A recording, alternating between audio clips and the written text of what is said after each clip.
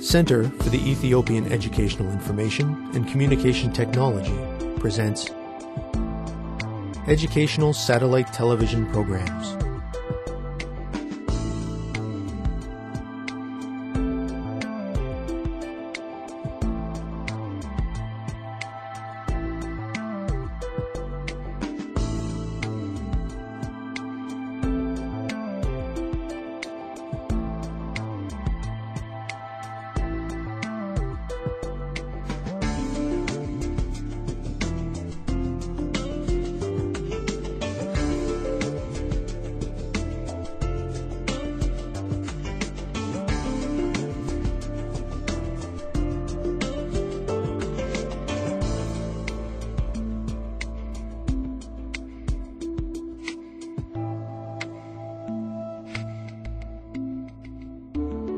Hello, teacher. Hello, students. Welcome to today's lesson on the structure of HIV. In our last lesson, we learned how viruses multiply. We looked at bacteriophages and discussed how they are used to study virus development. We also compared the lytic cycle and the lysogenic cycle of viruses within a cell. Today, we will begin a very important discussion about the HIV virus. We will look at the structure of the virus and discuss how it functions. Are you ready to start the lesson, students? Let us begin with a review activity. In previous grades, we have learned that HIV is a retrovirus. Do you recall the meaning of the term retrovirus? Students, please discuss the properties of a retrovirus with a partner. Students, let's get ready. Begin.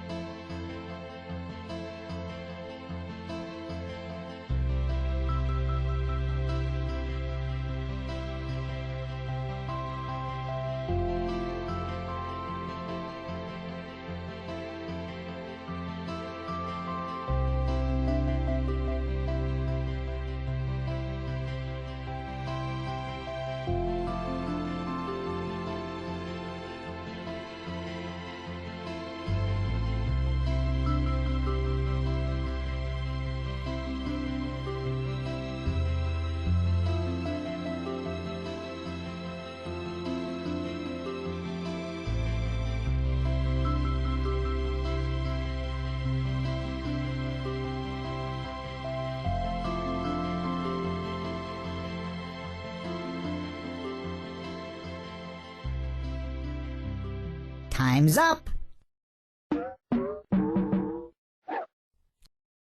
Let's get back to our lesson. Welcome back, students. I hope you were able to recall some of the information we learned in our earlier lessons.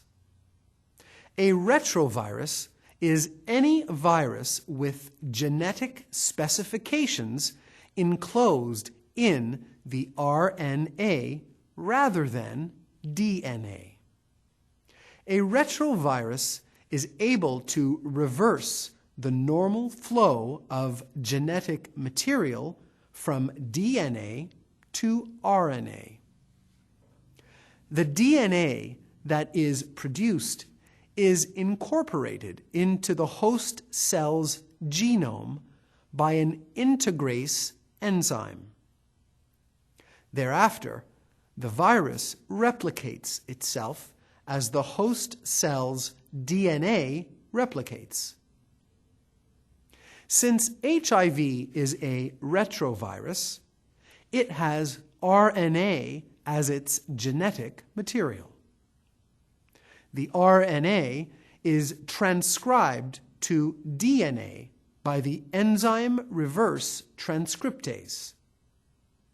Now that we have learned that HIV is a retrovirus, let us look at the structure of the HIV virus. Each HIV viron surrounds itself with a viral envelope, which is comprised of a membrane made of lipid and plasma material.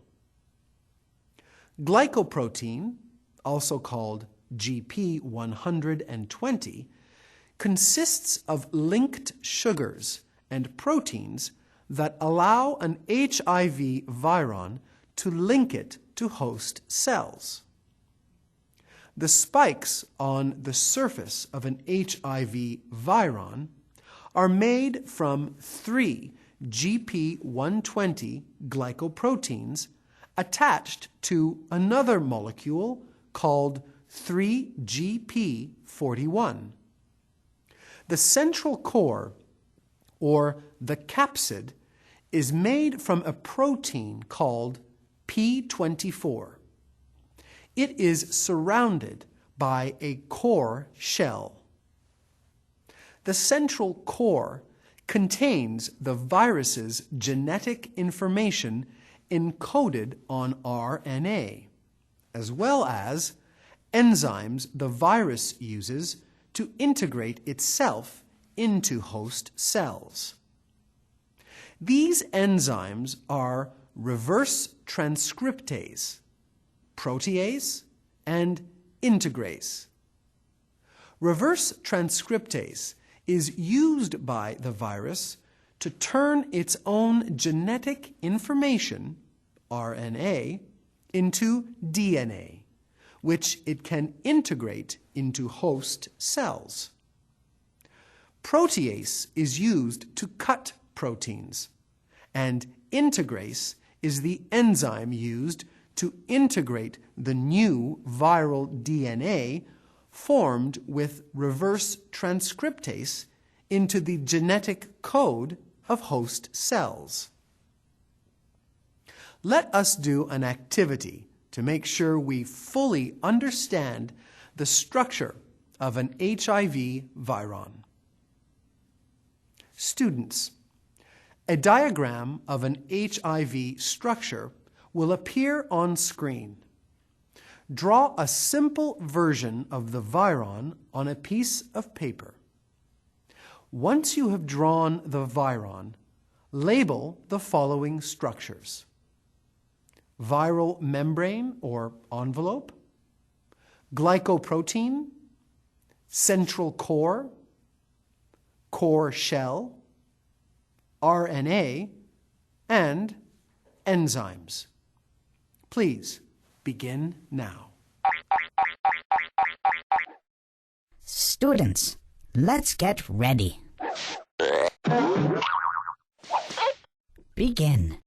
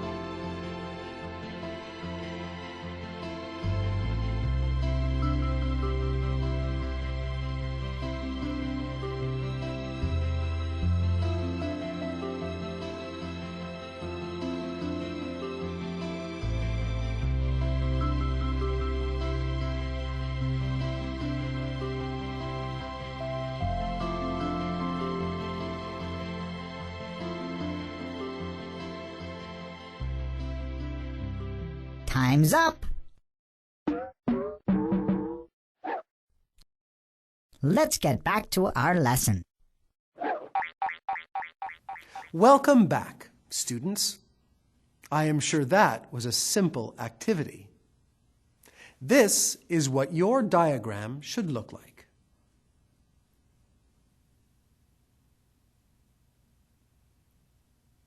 How did you do? Let us continue on with the lesson. We will begin talking about how the HIV virus functions. HIV targets cells in the body that are part of the immune system. Mainly, the virus targets a CD4 T lymphocyte, also called a T helper cell. These cells help other cells in the immune system to respond to pathogens in the body. Without the response from these cells, pathogenic microorganisms can multiply and cause disease in the body. The glycoprotein spikes on the surface of the HIV viron bind with CD4 receptor, which protrudes from various types of human cells. A GP120 from an HIV viron attaches itself to a CD4 sticking out of a cell. At this point, the virus and the cell membrane fuse, and the viron core, which contains the viral genes, enter the cell. It can then go on to multiply within the host. Besides T helper cells, there are other types of cells in the body that carry CD4 on their surface and also work to destroy pathogens. However, T helper cells are the most vital to the health of the body because they control the immune system. If their functions are disrupted, the body's response to infection from other organisms will be severely affected. We are nearing the end of our lesson on the structure and function of the HIV virus. But we have time for one last activity. Students, what are the spikes on the surface of an HIV viron made from? Students, let's get ready. Begin.